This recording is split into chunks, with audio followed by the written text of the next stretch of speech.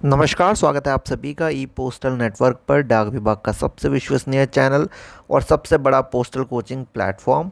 आज आप लोगों को पोस्टल असिस्टेंट और सॉर्टिंग असिस्टेंट की जो एलिजिबिलिटी है उसके बारे में एक्सप्लेन्ड वीडियो आपको देंगे ताकि आप लोग समझ पाए चीज़ें, क्योंकि काफ़ी ज़्यादा कन्फ्यूजन फैल गया है। पिछले साल 2023 में जब पीएसए का जो रिक्रूटमेंट रूल है वो चेंज कर दिया गया था और 3 कैटेगरी बना दी गई इसमें। पहले कैटेगरी तो सिंपल है, थर्ड कैटेगरी भी सिंपल है, सेकंड कैटेगरी जिसमें आप लोगों का प्रमोशंस है, ठीक है, जीडीएस से प्रमोशन हो गया, ठीक है, तो वो सब बहुत कंफ्यूज करने वाला है। उस चीज़ को अच्छे से एक्सप्लेन करेंगे। सभी तक ये वीडियो जो है फॉरवर्ड कर दीजिएगा, व्हाट्सएप ग्रुप जो भी आप लोगों के ग्रुप है, ताकि किसी को भी कन्फ्यूजन ना रहे, ठीक है। चलिए शुरू करते हैं। हमारा पीएएसए का एलिजिबिलिटी का जो वीडियो है बहुत थोड़ा सा बहुत ज़्यादा लंबा नहीं करेंगे और सिंपल वर्ड्स में आपको समझाने की कोशिश करते हैं, ठीक है। तो आप सभी को बता दें, पीएएसए का जो रूल है, रिक्रूटमेंट रूल को बदल दिया गया था 2023 में और उसके बाद नया रूल लागू हुआ था, जिसके अकॉर्डिंग 3 कैटेगरी बन गई थी। तो पहली कैटेगरी आप यहाँ पे देख सकते हैं, फर्स्ट कैटेगरी, जिनको सबसे ज़्यादा रिजर्वेशन, डायरेक्ट रिजर्वेशन मिलेगा, यानी अगर एग्ज़ाम में मार्क्स आए इनके और ये पास हो गए तो इनका प्रमोशन पक्का है। ये है कैटेगरी ए। इसमें देखिए जो है लेवल 1, लेवल 2 और लेवल 3 की बात बार बार रिपीट होगी, तो आप लोगों को समझना ज़रूरी है।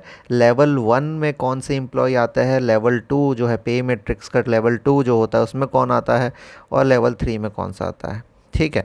तो देखते हैं लेवल 1 की अगर हम बात करें तो लेवल 1 जो होता है पे मैट्रिक्स में, उसके अकॉर्डिंग लेवल 1 जो होता है, इनिशियल कोई भी एम्प्लॉय ज्वाइन करता है पोस्ट ऑफिस में, सबसे इनिशियल लेवल जो होता है वो होता है लेवल 1, और उसमें आ जाते हैं आप लोगों के एमटीएस, ठीक है। इसके बाद आ जाते हैं आपके आरएमएस के, या फिर नॉर्मली रिकॉर्ड कीपर जिसे कहते हैं, ठीक है, रिकॉर्ड कीपर आ जाता है। फिर आप लोगों के और भी कुछ लोग आ जाते हैं, जैसे कि इसमें आ सकता है कारपेंटर, मशीन मैन, है ना, बाइंडर वगैरह, पेंटर वगैरह, ये सब भी लेवल 1 के कैटेगरी में ही आते हैं, ठीक है। काफ़ी सारे इसमें कैटेगरीज होती है। केयर टेकर भी इसमें आता है, ठीक है, केयर टेकर भी इसी लेवल 1 में आता है।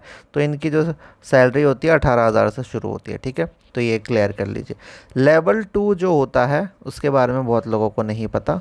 लेवल 2 में भी 3-4 कैटेगरी के एम्प्लॉयज़ आ जाते हैं, ठीक है।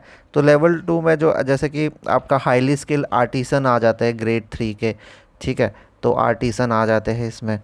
फिर इसके बाद इसमें आ जाते हैं आप लोगों के एक तरह से कह सकते हैं एलडीसी आ जाता है, डिस्पैच राइटर आ जाता है, बहुत इंपॉर्टेंट जो है डिस्पैच राइटर आ जाता है ना। इसके बाद फिज़िकल ट्रेनिंग के इंस्ट्रक्टर होते हैं डिपार्टमेंट में, वो भी आ जाता है। तो ये सब लोग आ जाते हैं लेवल 2 में, ठीक है। और जो ड्राइवर होते हैं ग्रेड 2 के, वो भी इसमें आ जाते हैं। तो ये हो गया हमारा लेवल 2, ठीक है। लेवल 3 की अगर हम बात करें तो लेवल 3 में आप लोगों को पता ही होगा, ये तो आप लोगों को पता ही होना चाहिए।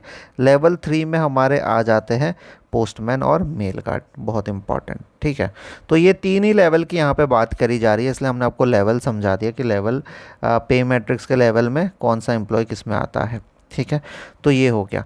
अब हम जब बात करेंगे लेवल की तो आप लोग समझ जाएगा, जब भी लेवल 1 की हम बात करें तो उसका मतलब होगा हम एमटीएस की बात कर रहे हैं, और केयर टेकर और रिकॉर्ड कीपर की बात करें। लेवल 2 में हम अब बात कर रहे होंगे डिस्पैच राइटर, आर्टिसन या ड्राइवर, नॉर्मल ड्राइवर्स की, और लेवल 3 में हम बात कर रहे होंगे पोस्टमैन, मेल गार्ड की, ठीक है। चल अब शुरू करते हैं। तो शुरू करते हैं। हमारा फर्स्ट जो कैटेगरी इन्होंने बनाया है वो बनाया है उन एम्प्लॉयज़ के लिए जो डायरेक्टली एज आ एमटीएस या फिर एज आ जैसा हमने आपको बताया रिकॉर्ड कीपर, तो डायरेक्ट अगर वो लोग या जो पोस्टमैन हो, मेल गार्ड हो गए, जो डायरेक्ट भर्ती हुआ है डिपार्टमेंटल, कोई प्रमोशन नहीं हुआ, उनके लिए पहला कैटेगरी का फर्स्ट पॉइंट इन्होंने बना दिया कि जितने भी पोस्टमैन या मेल गार्ड हैं, यानी पे लेवल 3 में जो भी है पोस्टमैन, मेल गार्ड, 3 साल की सर्विस कंप्लीट हो गई तो वो जो है एग्ज़ाम में एलिजिबल हो जाएगा और उनको कैटेगरी ए मिलेगी, ठीक है। सेकंड चीज़, अगर एमटीएस थे फिर पोस्टमैन मेल गार्ड बन गए, ठीक है, या एमटीएस थे इसके बाद डिस्पैच राइडर बने या पोस्टमैन, सारे जितने इनको ऐड करके अगर 5 साल की सर्विस हो जाती है तो भी वो कैटेगरी ए में फर्स्ट उसमें आ जाएंगे, पॉइंट में आ जाएंगे। ठीक है, तो इसको हम अलग से लिख लेते हैं। हमारी जो पहली कैटेगरी बनी है ये है पोस्टमैन मेल गार्ड, अगर 3 साल की सर्विस कर लेते हैं तो एलिजिबल हो गए। दूसरी चीज़, अगर पहले एमटीएस थे फिर पोस्टमैन बन गए या मेल गार्ड जो भी है, तो भी अगर इनकी 5 साल की सर्विस है तो वो एलिजिबल हो जाएंगे फर्स्ट कैटेगरी में, तो इनको रिजर्वेशन मिलेगा, इनको सीट पहले मिलेंगी। ये हो गया हमारा फर्स्ट पॉइंट। सेकंड जो चीज़ है वो है ये, कोई भी ऑफिशियल अगर लेवल 2 पे है, लेवल 2 में कौन था, डिस्पैच राइटर वगैरह थे, लोअर डिवीज़न क्लर्क थे, तो ये अगर डिस्पैच राइटर वगैरह इनकी अगर सर्विस हो जाती है कितनी, 5 साल, 5 ईयर रेगुलर सर्विस हो जाती है, इंक्लूडिंग अगर उन्होंने पहले एमटीएस में भी थे तो भी चलेगा, तो भी इनका एमटीएस में भी थे तो 5 साल की सर्विस इन्हें चाहिए होगी और वो फर्स्ट कैटेगरी में एलिजिबल हो जाएंगे। ठीक है, तो हम सेकंड जो है, अब हम इसका नेक्स्ट कैटेगरी आपको बताते हैं। तो सेकंड हो गया हमारा, कोई भी मान के चलिए डिस्पैच राइटर था, ठीक है, और एमटीएस था वो, और वो उसके 5 साल हो गए, तो वो हो गया एलिजिबल पीएसए में फर्स्ट कैटेगरी में। ठीक है, तो ये हो गया।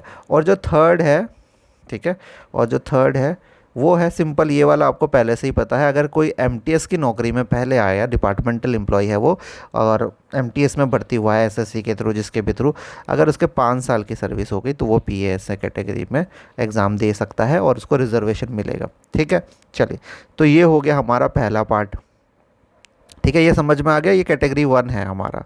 ठीक है, अब आ जाते हैं सबसे कंफ्यूजिंग में है जो कि सेकंड पार्ट है। ठीक है, तो सेकंड पार्ट हम देख लेते हैं, इसको अलग कर देंगे। चले, सेकंड कैटेगरी अभी हम पढ़ेंगे। ठीक है, कैटेगरी बी कहते हैं इसे। देखिए, कोई भी ऑफिशियल है, कोई भी ऑफिशियल है, पोस्टल ऑफिशियल है, अगर वो लेवल 1 में है, लेवल 2 में है या फिर वो लेवल 3 में है। ठीक है, और इनका उनका अगर टोटल 8 साल की सर्विस हो गई है इंक्लूडिंग जीडीएस, तो वो बैठ सकता है एग्ज़ाम में, और पीएसए के एग्ज़ाम में उसको कैटेगरी बी मिलेगी। यानी इन्होंने क्या कहा, इन्होंने ये कहा कि आप लोग भले ही एमटीएस हो, ठीक है, भले ही आप लोग एमटीएस हो या पोस्टमैन मेल गार्ड हो, ठीक है, या फिर आप दूसरा भी डिस्पैच राइटर वगैरह हो, अगर आपकी जीडीएस की सर्विस मिला के, ठीक है, टोटल 8 साल की सर्विस हो जाती है तो आप लोग एग्ज़ाम में बैठ सकते हो। ठीक है, सेकंड चीज़ इन्होंने एक और चीज़ ऐड किया है, और वो है कि ऑफिशियल, जो भी ऑफिशियल, चाहे एमटीएस, पोस्टमैन, मेल गार्ड जो भी हो, अगर उन्होंने जीडीएस में, ठीक है, रेगुलर जीडीएस मिला के रेगुलर 5 साल की सर्विस की है, और इनकी जो जीडीएस में उन्होंने 17 जून 2022 से पहले ज्वाइन किया था, तो उनको 5 साल की सर्विस से भी पीएस एग्ज़ाम में बैठने दिया जाएगा। ठीक है, provided that official holding post in level 1, level 2 and level 3 of the pay matrix who have rendered regular service as Gramin Dak सेवक ऑन और बिफोर 2022। तो ये उनके लिए होगा जो जीडीएस 7 जून 2022 से पहले भर्ती हुए हैं। तो इसमें इन्होंने क्या अलग से कैटेगरी बना दी, कैटेगरी मतलब अलग एक सब कैटेगरी बनाई है, वो ये है कि अगर आप एमटीएस थे या पोस्टमैन मेल गार्ड थे या फिर मतलब हो अभी, ठीक है, अभी करंटली हो, या डिस्पैच राइडर हो, बट आप एक टाइम पे जीडीएस थे, अब इनके सबके सर्विस अगर आपकी 5 साल हो गई, इन सब को मिला के अगर 5 साल हो गई तो भी आप लोग एग्ज़ाम में बैठ सकते हैं। ठीक है, तो ये चीज़ है। और ये जो 5 साल की सर्विस बोल रहे हैं, 3 साल की सर्विस बोल रहे हैं, ये हो गया आपका 1 जनवरी 2024 को। तो इनसे, इन डेट से पहले आपका 5 साल, 8 साल जो भी हमने बोला, वो सर्विस कंप्लीट हो जाना चाहिए। ठीक है, तो ये हो गया। ठीक है, तो ये हो गया कैटेगरी बी।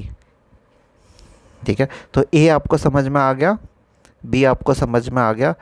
तो ए हो गया परमानेंट एम्प्लॉयज़ के लिए जो पहले से डिपार्टमेंटल है अच्छे से पहले स्टार्टिंग से, बी हो गया प्रमोशन वाले एम्प्लॉयज़ के लिए, और सी हो गया जीडीएस के लिए।